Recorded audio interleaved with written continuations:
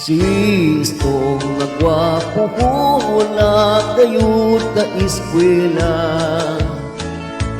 Kay wala siya'y trabaho, wala sa makaasawa.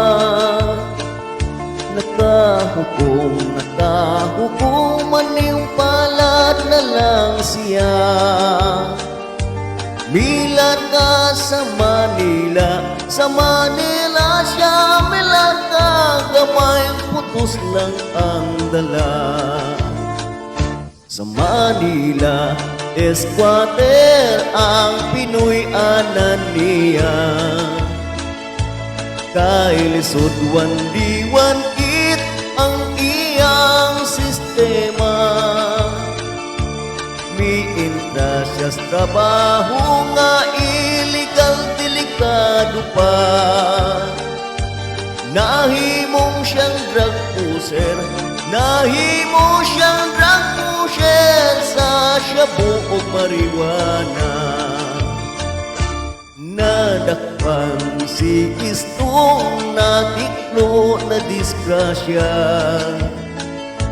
Didalas munting lupa, 20 anyos ang sentensya.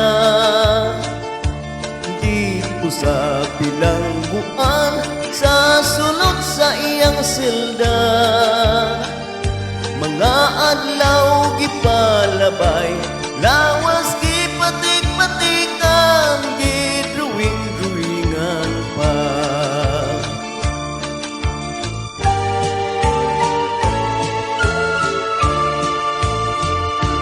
Paguling ni Istong daw matun ang hitsura. Inighupo sa sinina, lawas daw karatula. May takong nga dakong bitin sa bugan o sa paa. Sa likod may agila, sa dughan na dunay krus, may Ginuong nagdupa. Kapait di ay kung mabilangguta. Sa trabaho ay mudawat, kay lagi na priso ka. Kung siya mangulitaw, sa naip kang dalaga.